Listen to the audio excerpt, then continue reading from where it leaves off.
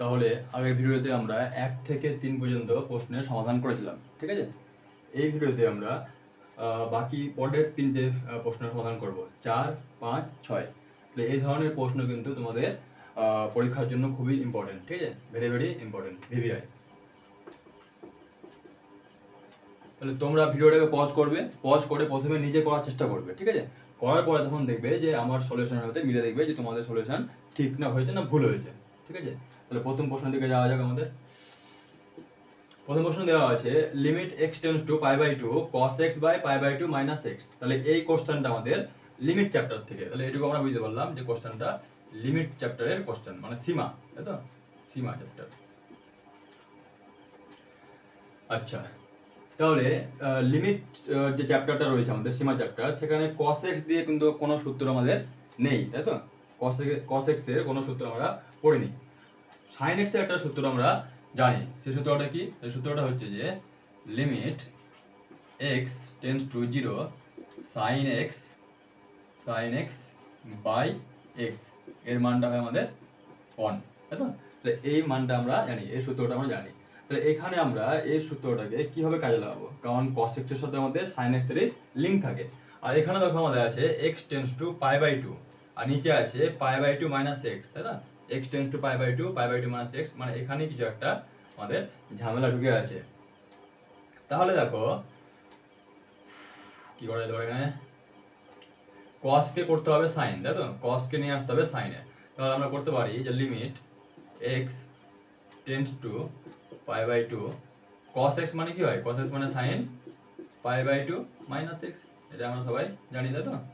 আচ্ছা, আর নিচে দেওয়া আছে আমাদের π/2 মাইনাস x। তাহলে ভালো করে লক্ষ্য করে দেখো যে এখানে সূত্রে কি আছে, লিমিট x টেন্ডস টু 0, মানে x এর মান যদি 0 দিকে টেন্ডস করে, তাহলে sin x মানে সেই x টাই এখানে আছে এবং নিচে সেই x টাই আছে না, তাহলে এই x সেম, তাই না, তাহলে ইকুয়াল টু 1, তাই তো। আচ্ছা, তাহলে এখানে দেখো লিমিট x টেন্ডস টু π/2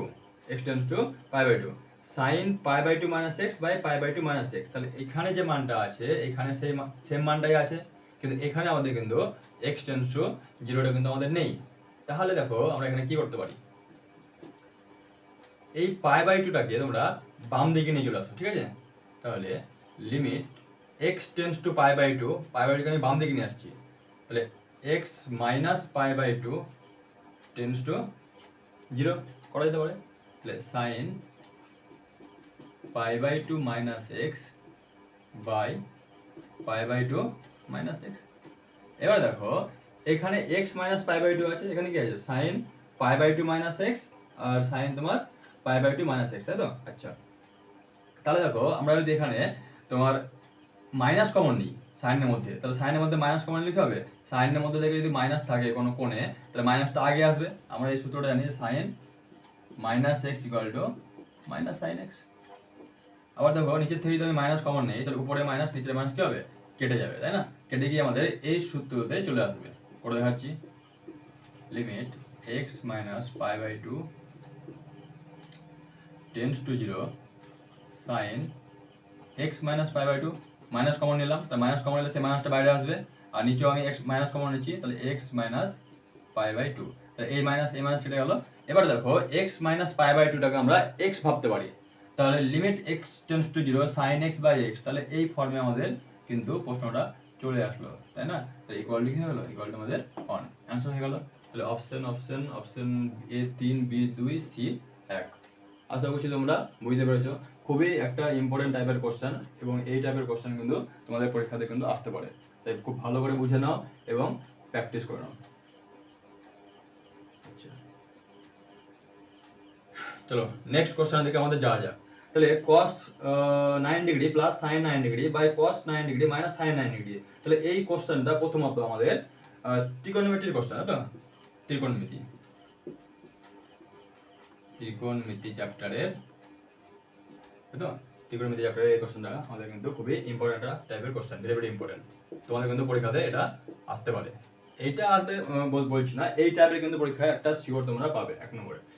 তাহলে তোমাদের প্রথমে শর্টকাট বলে দিচ্ছি। শর্টকাট কি বলতো, যখন তোমরা এই টাইপের কোশ্চেন দেখবে যে cos theta plus sin theta by cos theta minus sin theta তখন তার অ্যান্সারটা হবে, এখানে যদি প্লাস থাকে, এখানে যদি প্লাস থাকে তাহলে অ্যান্সারটা হবে 45 ডিগ্রি প্লাস, প্লাস ছিল বলে প্লাস করলাম 45 ডিগ্রি প্লাস 9 ডিগ্রি, তো কত হচ্ছে এটা 54 ডিগ্রি।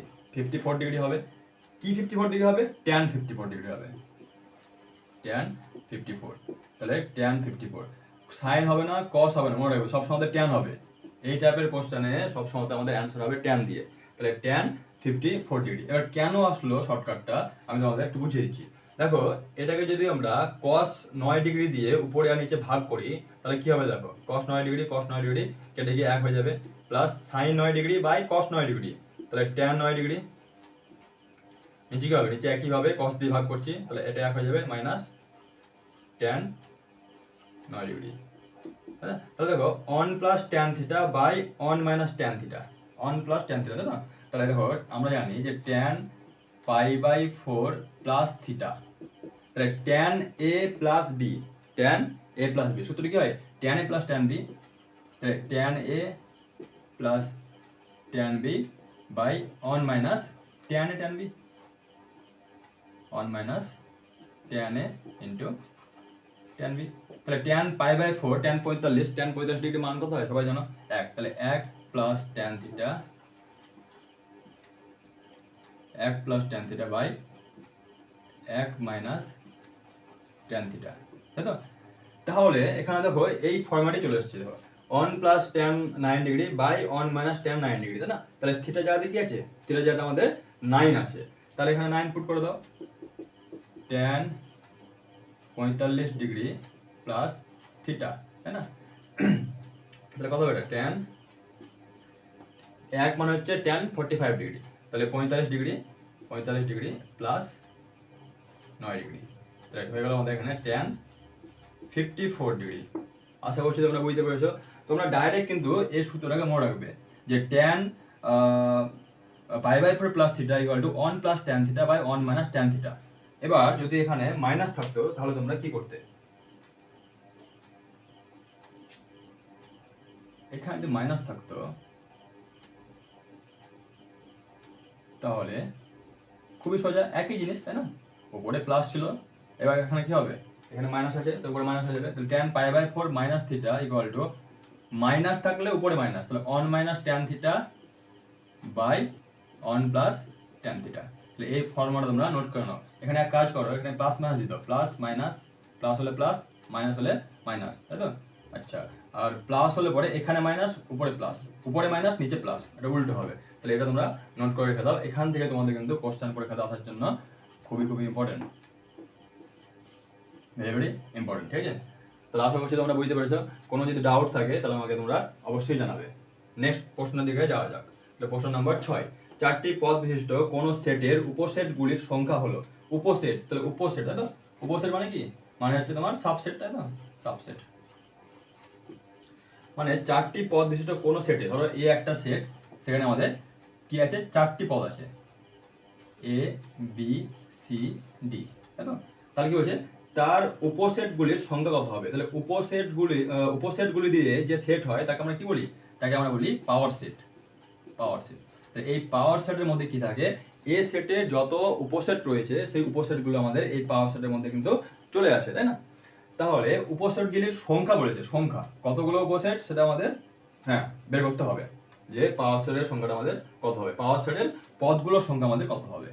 আচ্ছা, তাহলে তোমরা একটা ডাইরেক্ট সূত্র মনে রাখবে, সূত্র হচ্ছে যে কোনো সেটে যতগুলো পদ থাকবে, ধরো আমি বলছি একটা এ একটা সেট তোমাদের দেওয়া আছে, সেই সেটে এন খানা পদ রয়েছে, তাহলে পাওয়ার সেট অফ এ মানে হচ্ছে যে এ সেটের উপসেটগুলো নিয়ে যে সেট তাকে আমরা বলবো পাওয়ার সেট অফ এ।